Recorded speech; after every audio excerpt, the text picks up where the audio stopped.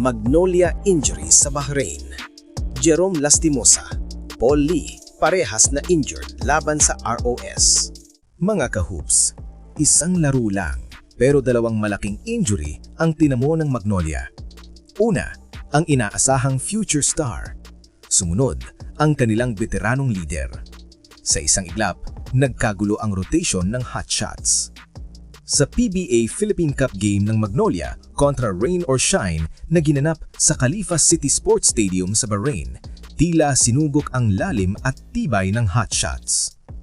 Una munang bumagsak si Jerome Lastimosa, isang sophomore guard na sinusubukang bumawi matapos ang masalimuot na mga nakaraang laro. At bago pa makabawi ang Magnolia, sumunod naman si Paul Lee. Maaga pa lang sa first quarter, sa 5:35 mark, nagkaroon na ng masamang eksena. Habang nagre-rebound, natapakan ni Lastimosa ang paa ni Rome De La Rosa. Agad siyang bumagsak, napahiga sa sahig, at ilang minuto ring hindi makatayo. Kahit nakalakad pa siya ng bahagya, kitang-kita ang sakit. Pagdating sa bench, lumabas agad ang resulta: severe ankle sprain. Namaga agad ang kaliwang paa pagkatanggal pa lang ng sapatos. This injury came one game after Lastimosa suffered a concussion matapos bumagsak at tumama ang ulo sa sahig sa Montalban. Ibig sabihin, dalawang sunod na laro, dalawang seryosong injury scare. Para sa isang batang guard, ito ang klase ng stretch na talagang susubok sa mental toughness. Dahil wala na si Lastimosa, si Paul Lee ginawa niya ang kaya niya. 8 puntos, 2 assists. Siya ang nagtatangkang buhayin ang Magnolia.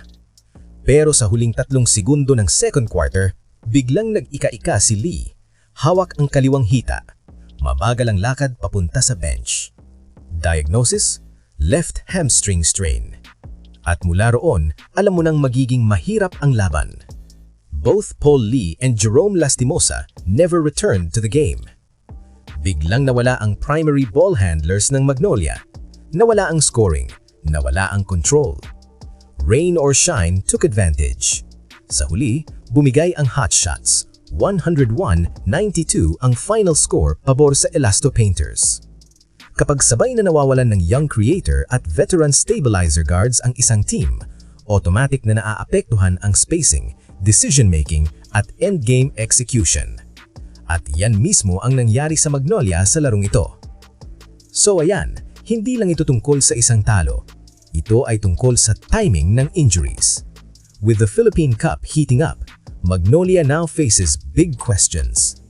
Gaano kalala ang injuries ni Lastimosa? Gaano katagal ang mawawala? At sino ang dapat sasalo ng big minutes kung magtatagal ang recovery? Mga kahoops, ano sa tingin ninyo? Kaya bang mag-adjust ng Magnolia kung matagal mawawala sina Jerome Lastimosa at Paul Lee? At sino ang dapat mag-step in bilang next man up? Comment nyo dyan. Huwag kalimutang i-like, mag-subscribe at i-ring ang bell para sa pinaka-latest na PBA updates, injury news at analysis. Better late than never, mga kahoops.